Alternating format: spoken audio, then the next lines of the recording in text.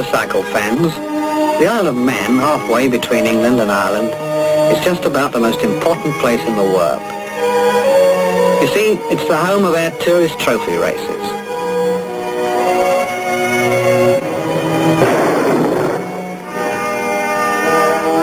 Motorcycles for the Isle of Man, racing motorcycles, and riders, mechanics, spare parts, managers and workshops, all to keep them on the road.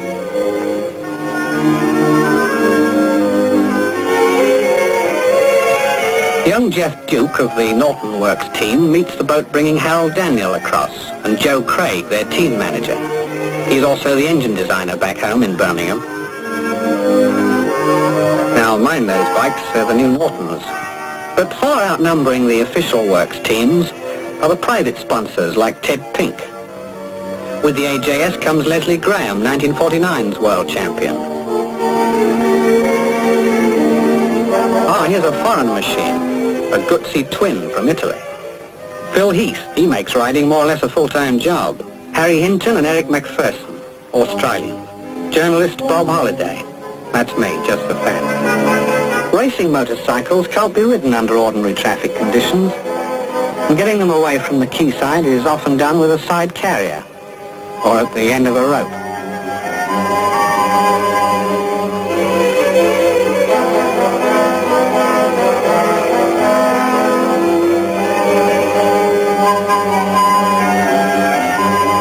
The organisers of the races are the Autocycle Union. At their office, riders must sign on and collect their machine numbers for the first practice at 5:15 a.m.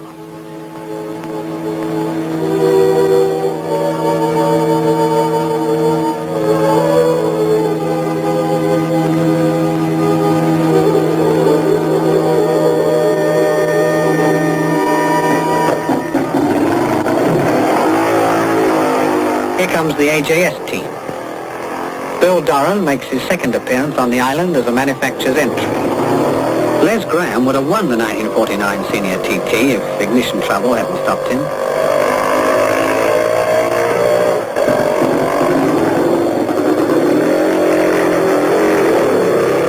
Do you know the quickest known method of warming oneself up? Choose a cold morning and then push a racing motorcycle that doesn't want to start.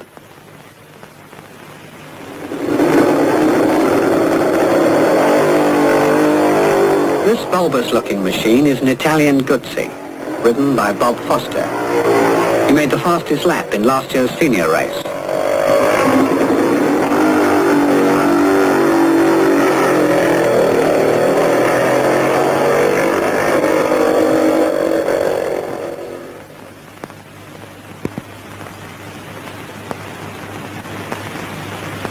Now the timekeepers settle down with a cup of cocoa to wait for the first man round.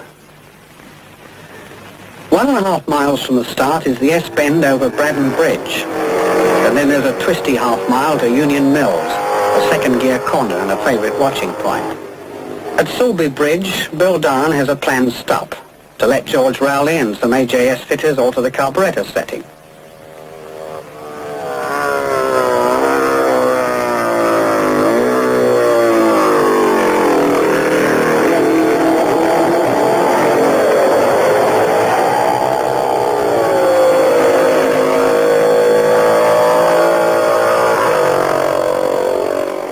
There's a double hairpin at Governor's Bridge, and then it's only a half-mile back to the timing box. Well, the first man should be round any moment now.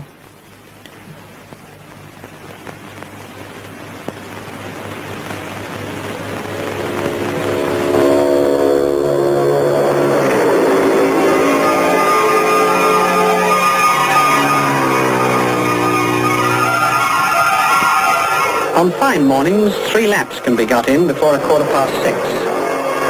Then a red flag is shown at the timekeeper's box and no rider is allowed to start another lap. Soon after, a fast car goes round the course to open the roads to public traffic.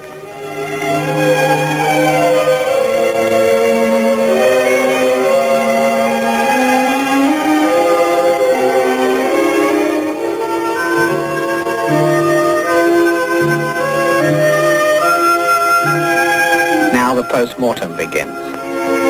How did the engine feel? Was the gearing about right?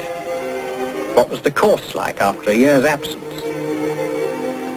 But it's in the cocoa tent that the discussion really starts.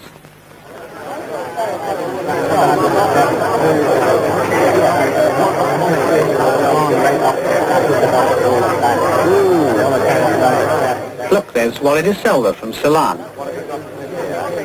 On the left, Cromie McCandless with Francis Beard, a crack tuner, and Nigel Spring, manager of a fleet of Velocets. Jeff Duke. GRP Helsham, also from Ceylon. Leslie Graham.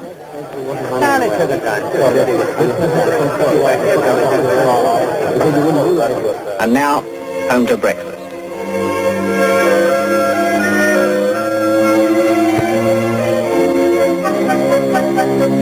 Between practice periods, the bikes are pretty well taken apart and put together again, usually in backstreet racing stables like this one, for private owners of AJS machines. On the stand there is the well-known Model 7R, the boy racer. Nigel Spring has Velocets in both junior and senior races. One of Spring's riders is on the left there, Reg Armstrong from Dublin. And here's Bob Foster coming out of the Guzzi stable, where the machines are serviced by Italian mechanics. Guzzis have always been a strong challenge to British leadership. Signor Carcano on the right there is the designer. There's a shortage of British machines for the lightweight class, so a few enthusiasts build their own, like this Beasley Special. And the REG, maiden ridden by R.E. Geeson. The Nortons, hot favourites and white hope of single-cylinder fans. See that new duplex frame? Practice time is very precious, so during the day machines are exercised along the runways of Derby Airfield.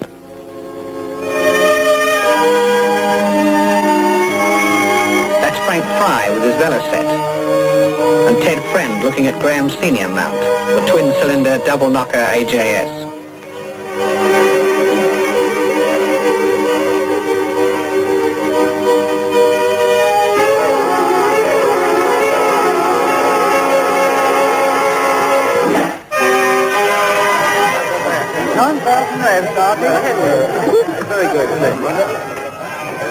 Here's Artie Bell, Johnny Lockett and Harold Daniel talking shop as usual. There's Albert Moore, the tall, baldish one, and Reg Armstrong. That's Ernie Knott in the front there, and on the right, Jimmy Simpson and Rube Harbison, all former TT riders. And these types you'll always find in the bar of an evening, the trade representatives. But for those trade men, it's not all fun and games. In backstreet depots, many hours must be put in and much solid work done. For instance, brakes take a lot of punishment during racing. Here's where they're kept up to scratch. New linings fitted, carefully machined to size. And there must be no risk of tyre failure either. So fitters work long hours, truing wheels and refitting tyres. If the job isn't properly done, well, a rider's life may be in danger. Precision work, this. Racing engines are fitted with rev meters to show crankshaft speeds. They must be frequently checked and maintained. Here are some clubmen, amateurs on standard production motorcycles, who ride in their own series of clubmen's races. What they lack in equipment, they make up in enthusiasm. Many manufacturers like to encourage these amateurs. And here, watching clubman bikes being prepared, are James Leake and Tom Whittington of BSA.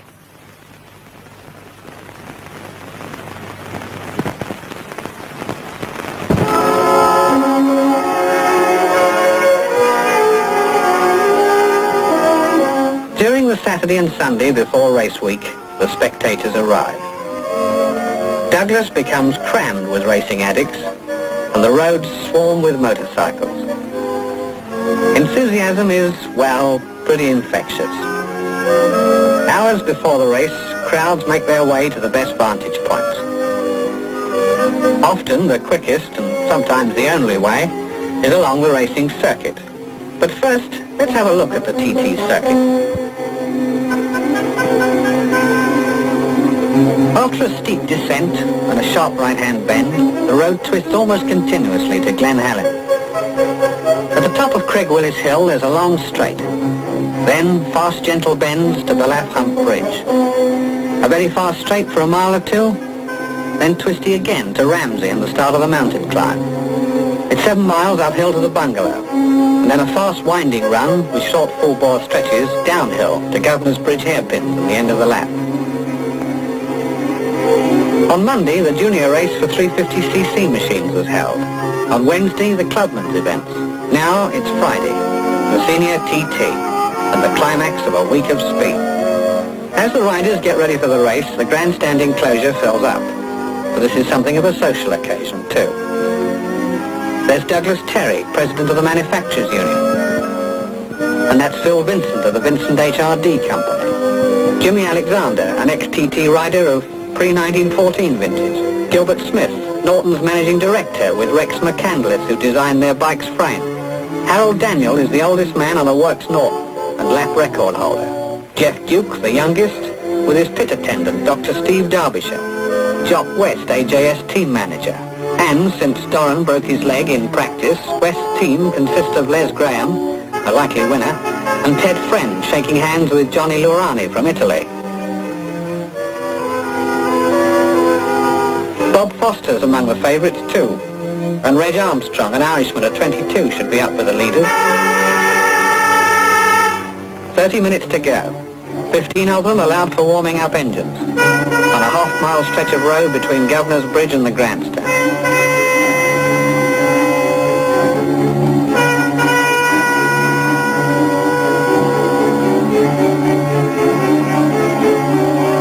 Minutes to go, from the parade to the starting grid.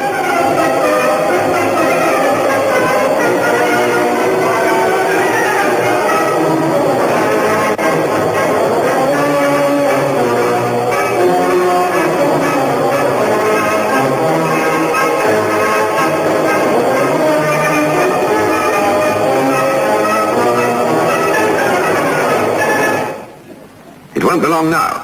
The Lieutenant Governor of the Isle of Man, Sir Geoffrey Brummett, has arrived and chants to the riders. Out in front, number 1 is Harold Daniel. After Daniel, the rest will be sent off at 10-second intervals. Only a few seconds to go. Nerves are keyed up.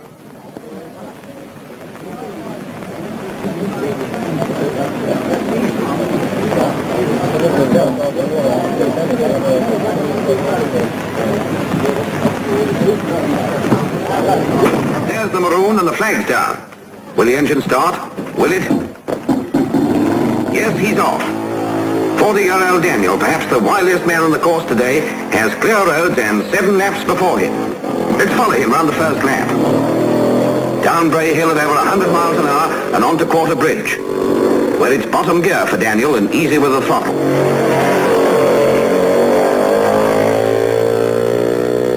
One and a half miles from the start, and he's banking sharply over Braddon Bridge. Fast stuff along the mile stretch to Union Mills. Away he goes, heading for Crosby. Back at the grandstand, the flag is dropping every 10 seconds. Number 10 is R.T. Matthews, riding a Velocet. 11, W. Hall, Triumph. 12, R.F. Walker, Norton. Number 13 is missed in case anyone's superstitious. Number 14, Jim Kentish on a Norton.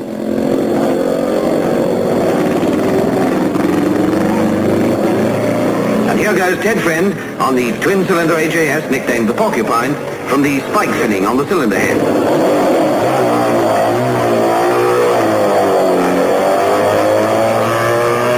Ballacrane, 8 miles round. Here comes Daniel, down to bottom gear, and hard acceleration on the way out. Through the fast stretch to Glen Helen, and here's Daniel taking the corner in as neat a style as you'll ever see. No fireworks and no time wasted.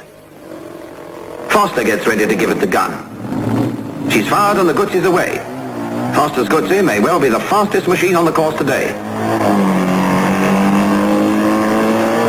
Separated by only 20 seconds comes Artie Bell on the Works Norton.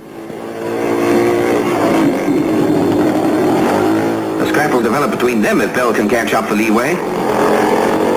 Daniel still gobbling up the miles and sending up a spray of dust on the full throttle stretch to the 13th milestone.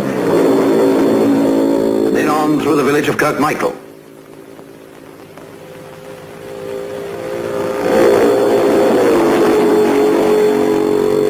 Luck of the draw gives Geoffrey Duke number 57. He starts 80 seconds behind teammate Johnny Lockett and 160 seconds after Artie Bell.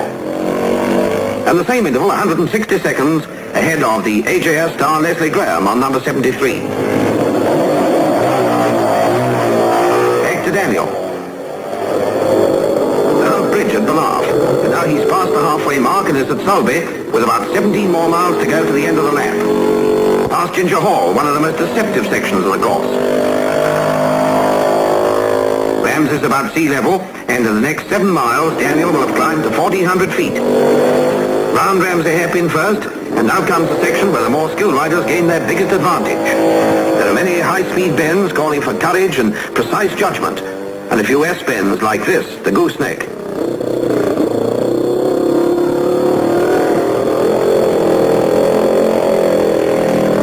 The last of the seniors is away, and now comes the mass start of the lightweights, machines with 250 cubic centimetre engines, half the size, that is, of the seniors.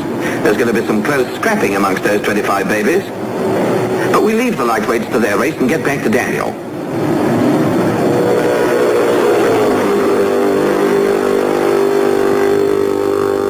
He's at the top of the mountain and crossing the railway lines at the bungalow.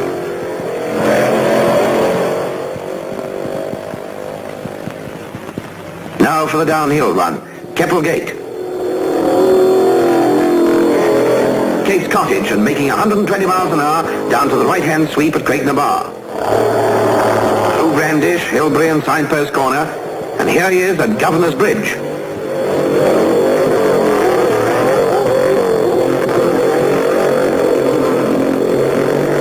Half a mile more and he's completed the first lap.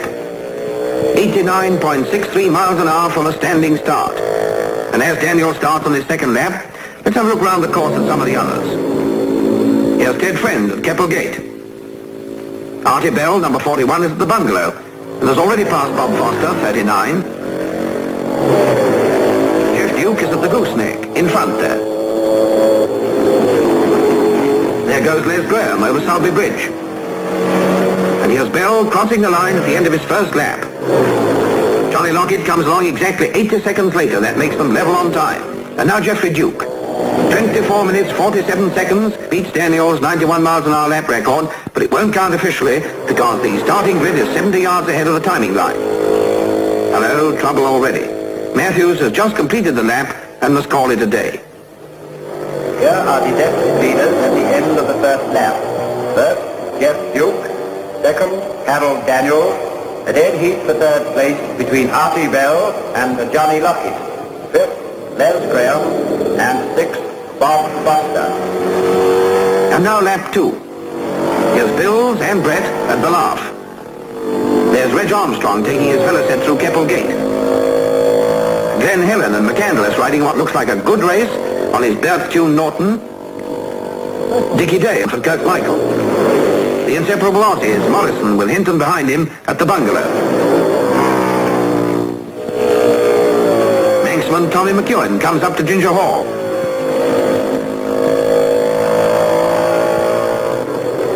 Bills again, but now he's reached Ramsey. Governor's Bridge is a good watching point, and here's Albert Moore. R. McDonald, number 6, and Jim Swarbrick, the New Zealander, 9. No, that man's not running out of road. He's just a travelling marshal. End of the second lap, and here's Ted Friend in for fuel. Hello, the marshal's telling off Graham's assistant for trying to help as well. Duke's due through in a moment, and there he goes to complete his second lap. This'll surely be a record. Here is what we've been waiting for. Jeff Duke has broken the record by lapping in 24 minutes, 21 seconds, an average speed of 93 miles per hour. Braddon Bridge and Reg Armstrong going well in 8th place. And a few seconds behind, yes, it's Artie Bell holding 2nd place to Duke.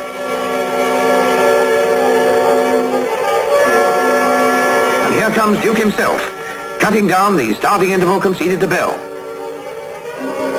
And Glenn Helen, Foster 39, is chased by Lockett 49.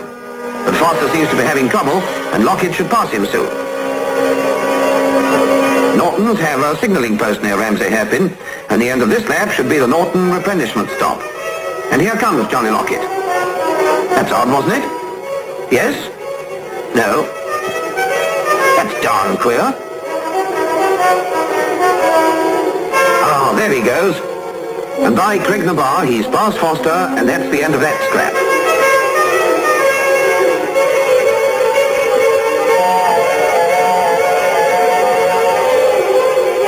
Duke is due at the signalling station now. Is this him? Wrong again, that was McCandless. About now, the beginning of the fourth lap, most riders stop for fuel. They have a slick drill that includes filling petrol and oil tanks, maybe a change of goggles, and certainly a few hurried words, all in under half a minute. That was Daniel, in and out in 24 seconds. Here's Bell.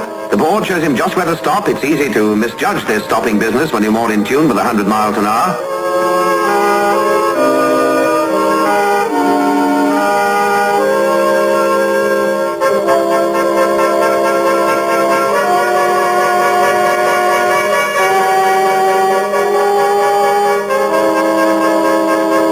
And here's young Reg Armstrong, still holding 8th place on a Velocet.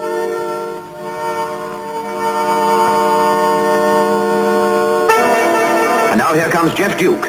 He's ridden a magnificent race so far at an average speed of 92 3/4 miles an hour. He pulls his Norton back onto compression for the restart. Now Armstrong's off. Bob Foster, number 39, comes in. And Duke's away again. That was an incredibly quick fill-up. 20 seconds at the most.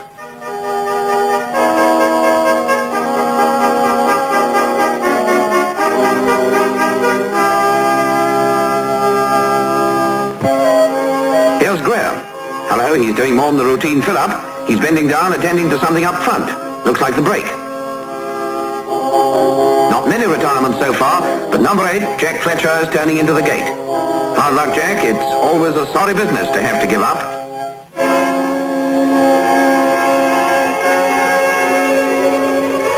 Fourth lap leaders. First, Jeff Duke. Second, Artie Bell. Third, Johnny Lockett. Fourth, Harold Daniel, all on Norton. Fifth, Les Graham, and sixth, Bob Foster. Just look at that magnificent power drift. When Graham had his 52nd pit stop, he lost 4th place to Daniel, and now he's going to make it up. Foster's average speed for 4 laps is under 88 miles an hour. He reported carburetor trouble at his pit stop. Reg Armstrong comes up to 7th place. And now all eyes are on Duke. From the time the flag sent him on his journey, he's been going like the wind. This is his first senior TT, but he's riding like a veteran. He's perceptibly faster than the others, yet looks as safe as the safest. His opening lap from a standing start was a record smasher at 91.38 miles an hour. On lap 2, his speed was 93.01. The start for the pit stop at the end of lap 3 brought his speed down to 92.89, and lap 4 speed was 91. Now he's on his 5th lap and making his supreme effort.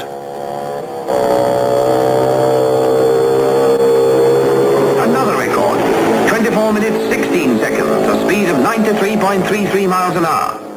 Someone else is in a hurry on lap 5. The gallant Les Graham making up time for that brake adjustment. Well, his effort has its reward. He overtakes Daniel and gets back into 4th place to break up the Norton monopoly of the first 4 positions. Of the pace of this stupendous senior TT, crashes have been few. Well, I'm blowed. While Walker sorts himself out, Artie Bell rockets down from Kate's Cottage on his 6th lap. He rounds the Craig and speeds off to Brandish. Walker's got going again, but necks are craned up the road. The meteoric Duke is due in a few seconds. Yes, here he comes. On the road, he's only about half a minute astern of Bell, but on corrected time, he's over 2 minutes ahead.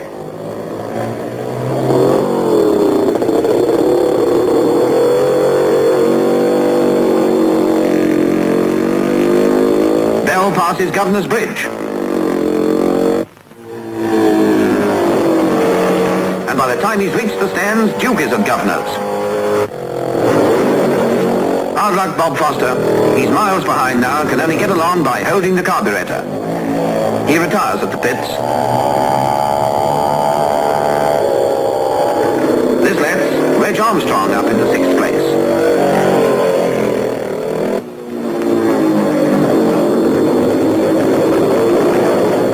Charles Sanford's throttle slide has come adrift. He's pushing the half mile to the pits where he hopes to get it put right. And now the last lap. Nothing but a breakdown can stop Duke winning now. But can he catch up Bell? Bell comes through Bellacrane only 20 seconds before Duke. It's down to 10 seconds at Balaf. And by Ginger Hall, Duke's only 7 seconds behind.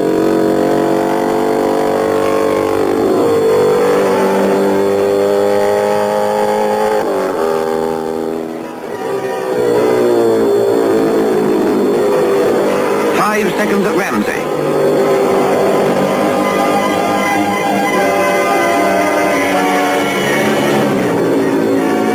Here's Bell on the mountain, and Duke must now be almost on his tail. And there he is. Only 3 seconds in it and 7 miles to go.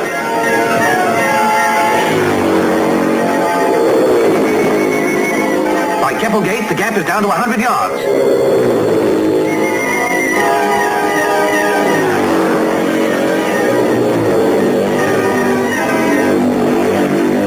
He's done it. Artie Bell waved him on at Governor's Bridge. What an average speed of 92.27 miles an hour, with 2 minutes 40 seconds to spare from Artie Bell in 2nd place. Johnny Lockett makes the 3rd Norton, and Leslie Graham is 4th.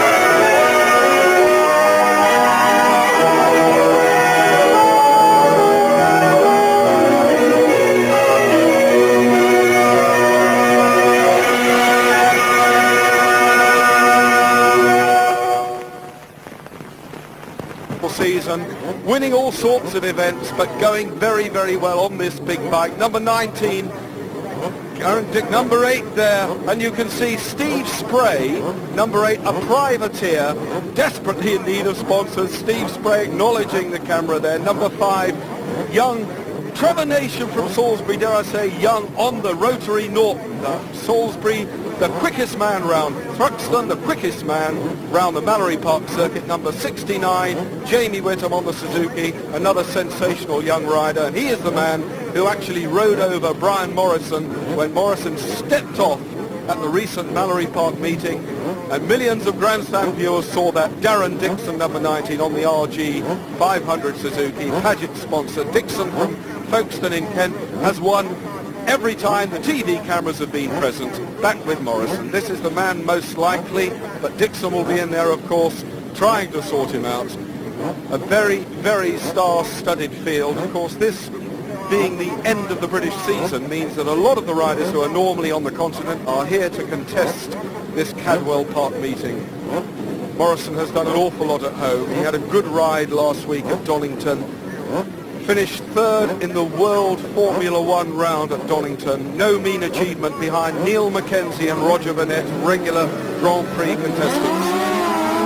Riders off on their warm-up lap, leaving the start-finish area. The first bend into the left-hander is Coppice. Coppice is a fast 90-mile-an-hour bend on a slight uphill rise. The right-hander they're going into now, Charlie's Corner, and that's some coincidence because Charlie Corner is also riding in today's event. Down along Park Straight, the fastest part of the circuit Park Straight, 150 miles an hour in the bottom of the hill on these big bikes. As they come down through the gearbox, the brakes go hard on into the right-hander at Park Bend. A short 100-meter dash along to Chris Kerr, but really at the speeds they're going, it is one continual sweeping right-hander.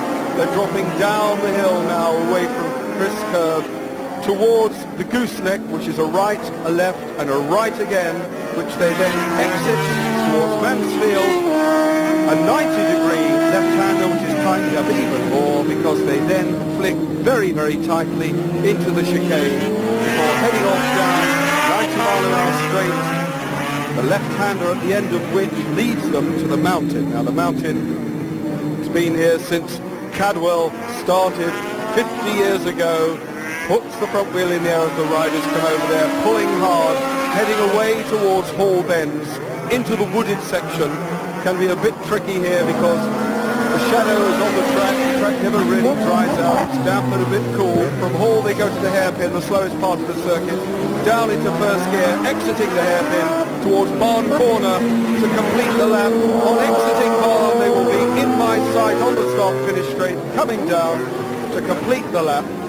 2.17 miles of Cadwell Park, the outright lap record currently standing at 1 minute 34.3, 82.99 miles an hour. We shall be watching this race with a great deal of interest because the all-beating RC30 Hondas in the hands of people like Morrison and various other riders in the race. Carl Fogarty is out there on an RC30 Honda as well. Carl Fogarty riding number 63 today, who wrapped up the World Formula One Championship at Donington Park last weekend.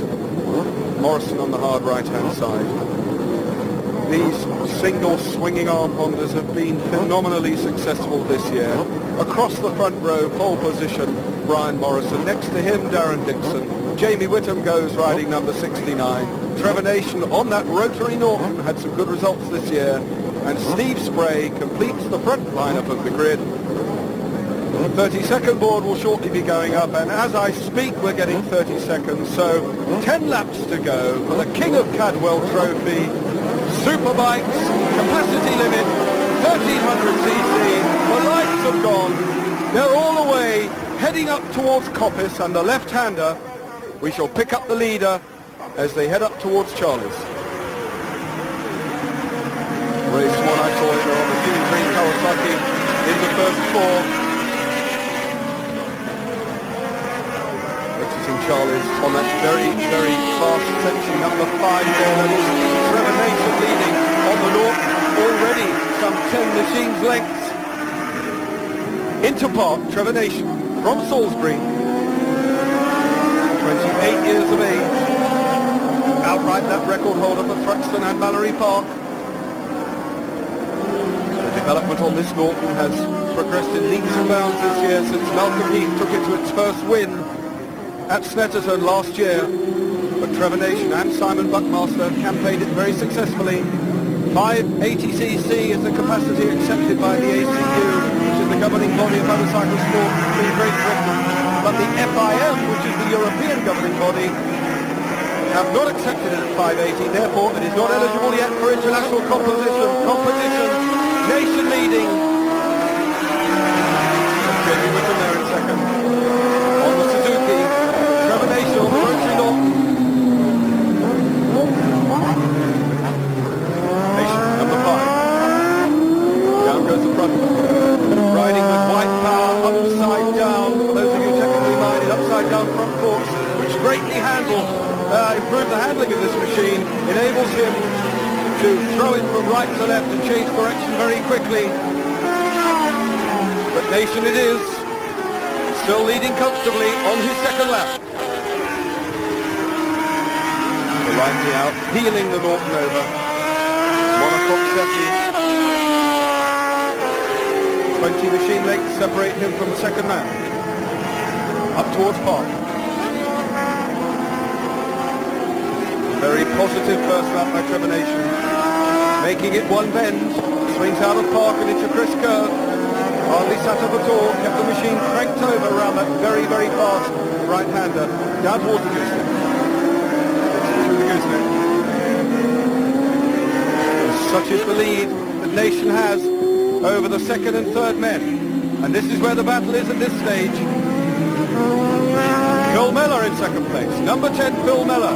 Jamie Whittam, his Suzuki teammate. So Suzuki's second and third. our leader, Trevor Nation, over the mountain for the second time. Stretching out that lead now from the two Suzukis. Having it all his own way so far.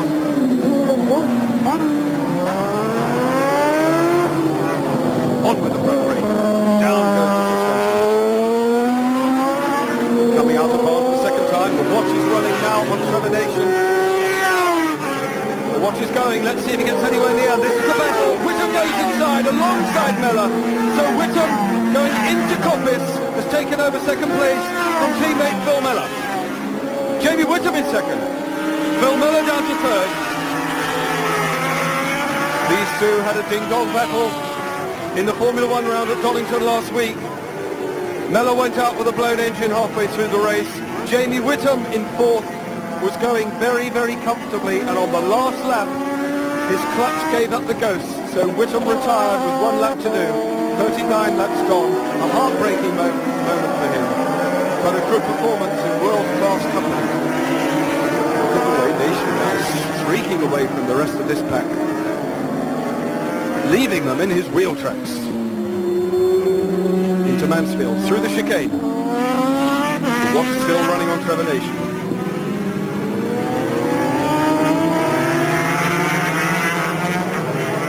Into the second, Mellor still in third.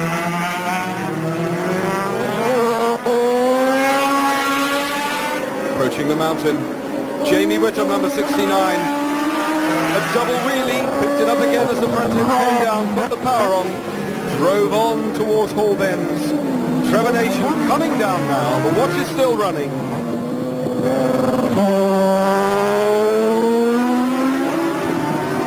Heading down towards the line, Trevor Nation.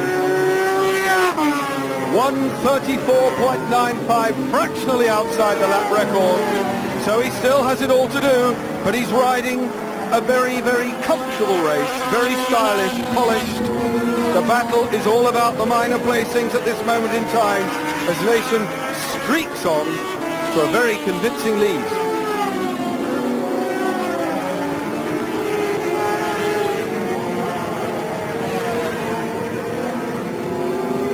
The two Suzukis fighting it out, second and third place, and a battle developing now.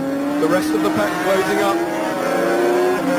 And in fact, the third place man has changed. We have a new third place man behind Jamie, and a tremendous wobble, but he hangs on to it. Down goes the cautionary leg as Brian Morrison went through. That was a very nasty moment, a heart-stopping moment. Indeed, Brian Morrison up into third place behind Jamie Whittam. This is the way we thought the battle would go, but we reckoned without Trevor Nation and his Norton. And as I speak, he crests the mountain. An unassailable lead so far for Nation. The Norton really is going well. Can he set the outright lap record for Cadwell Park as well and put a third track record under his belt this year? Nation coming out of Bond. Down towards the start-finish area. The watch is going again as he crosses the line.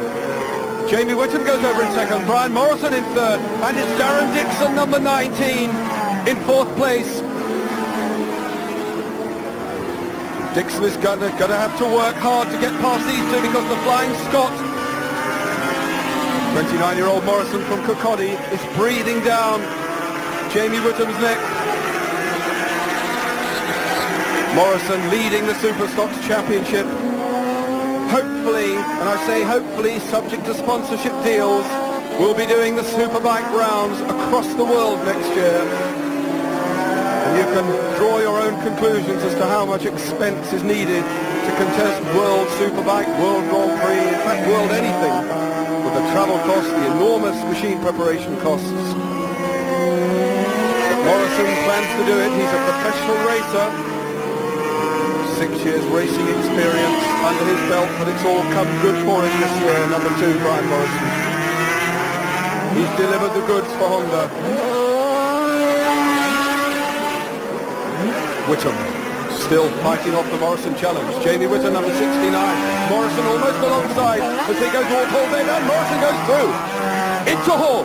Morrison through into second. Can he do anything now about number 5, the Flying Termination on the Rotary Norton? Ray Swan there in the distinctive green leathers, but here is Brian Morrison up into second place. Jamie Whittam riding for the Mick Grant team this year and will again be riding for the Mick Grant Heron Suzuki team next year, as will Phil Mellor.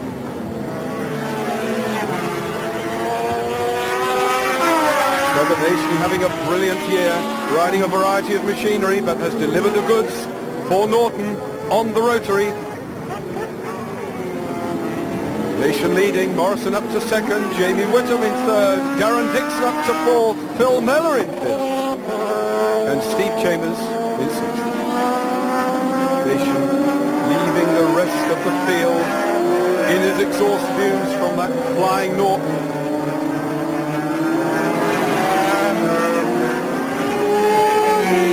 Onto the footrest of the left leg, through the chicane. Revelation really piling on the coals now. 4 laps to go.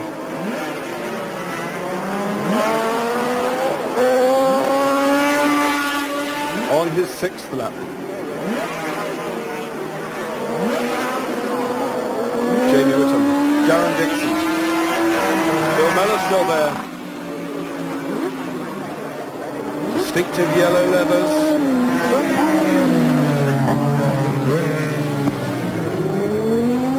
Coming out of Barn Corner. Over the line again goes Trevor Nation on the Norton. Just look at that lead into Coppice. Nothing at all to hurry about. Whittam in second. Dixon up to third. Morrison in second, I beg your pardon. Nation on the Norton. Dixon really having to work hard now.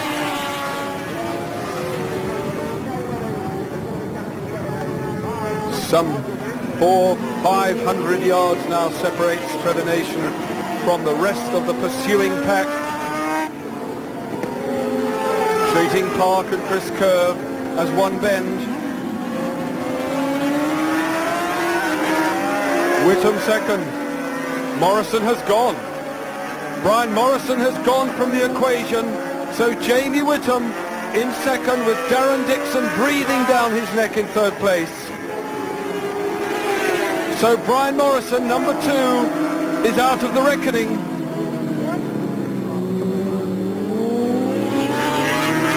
No mistaking our leader, number 5, Trevor Nation. A big wobble on the Norton as he crests the mountain. Into Hall Bends. Flicks it right, left, right again. Down towards the hairpin, stamps down through the gearbox, into first gear. Lays it hard right. Towards Barn, squirts it. Down goes the suspension, front brake hard on. Exiting Barn. The watch is still running. He is well outside the lap record, 2 seconds outside the lap record, but he has no need to hurry.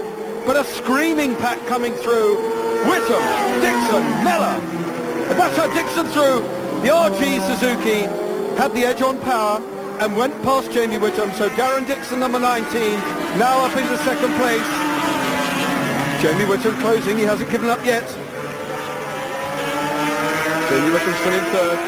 Darren Dixon, who's won every race so far that the television cameras have covered, looks about to have that record spoiled because he can do nothing about Trevor Nation, who has made this race his own from the first lap.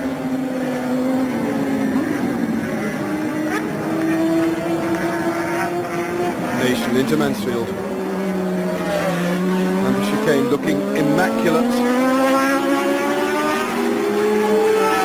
The Norton behaving itself perfectly.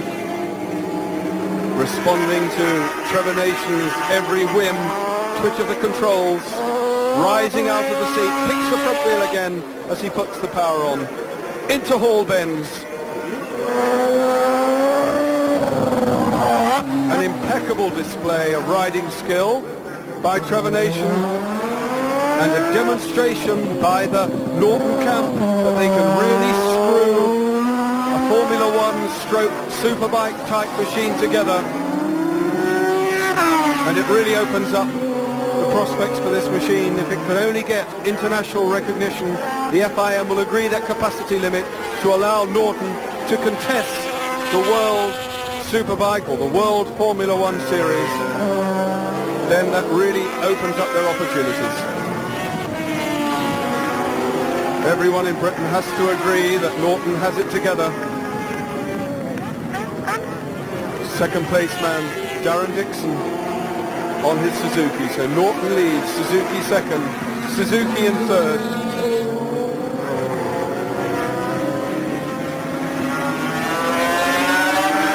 Dixon comfortably in second. And the race is really all about third place. Dixon looks comfortable in second. Four men are locked together for the third place battle. Nation has made this race his own. With 2 laps to do, next time Nation comes round, the last lap flag will be out. Darren Dixon from Folkestone will get the same treatment. And the race is all about third place. An outstanding race by Trevor Nation. A good performance by Dixon because he battled through. That's where the battle is. That's where the action is. Behind Darren Dixon, there's a squabble going on for third, fourth, fifth, and sixth place. That's how close it is.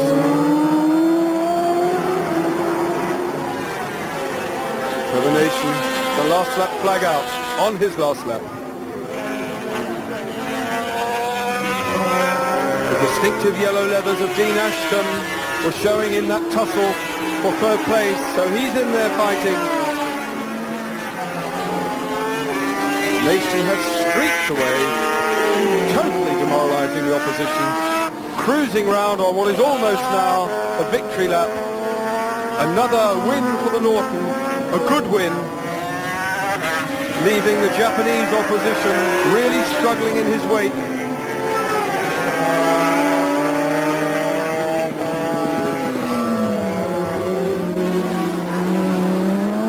Nation now.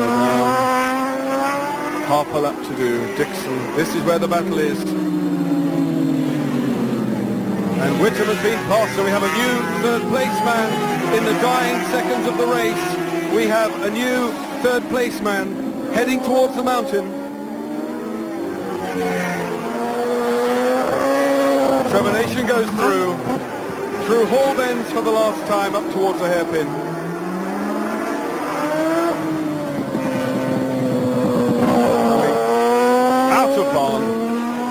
The checkered flag is ready. An enormous wheelie, a triumphant wheelie, superb machine control by Trevor Nation over the line to take the win. Darren Dixon comes over in second. And it's Carl Fogarty, the new Formula One champ, who came home in third place. Carl Fogarty took third from Blackburn, 22 years of age, 4 years a professional racer, but no mistaking the leader. Trevor Nation, hand in the air, number 5 on the Rotary Norton. Trevor Nation took the win. Darren Dixon came home in a good second place. Carl Fogarty was there in third. Phil Mellor battled all the way. Fourth was good enough. Steve Chambers was fifth, and Jamie Whittam was one time second, finished up sixth at the end of the race. And we'll have more motorcycling.